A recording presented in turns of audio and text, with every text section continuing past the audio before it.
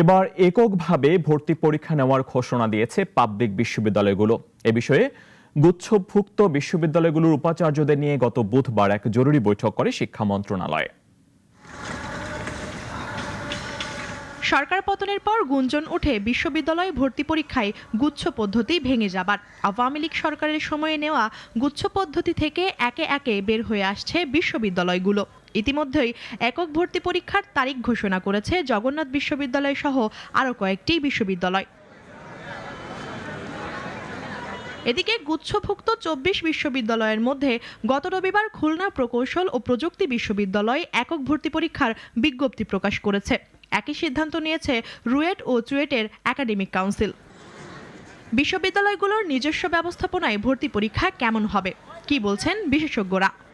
এই যে কতগুলো ৫০ কিংবা ৬০টি বিশ্ববিদ্যালয়ের যে একত্রে সমন্বিত পরীক্ষা, এই প্রক্রিয়া করতে গিয়ে একটা বিশ্ববিদ্যালয়কে দায়িত্ব দেওয়া হয়। সেই দায়িত্বপ্রাপ্ত বিশ্ববিদ্যালয়ে যে ভর্তি প্রক্রিয়ার সম্পূর্ণ পরিচালনা করতে গিয়ে ক্লাস শুরু পর্যন্ত তাকে ৫ থেকে ৬ মাস সময় লেগে যায়। অর্থাৎ তাকে এই ৫-৬ মাস সেশন জামে ফেলে দিতে হচ্ছে।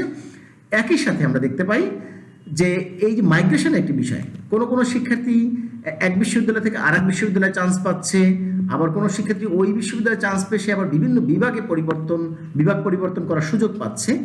এক্ষেত্রেও তাকে বিভিন্ন রকমের হ্যাসেল পোহাতে হচ্ছে, বিভিন্ন সংকট তৈরি হচ্ছে।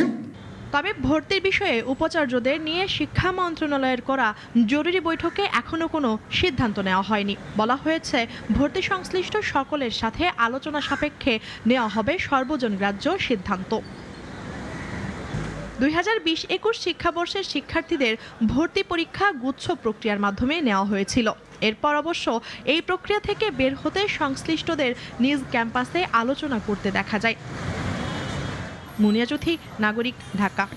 Double million offer Walton fridge কিনে পেতে পারেন ২০ লক্ষ টাকা, রয়েছে কোটি কোটি টাকার নিশ্চিত উপহার।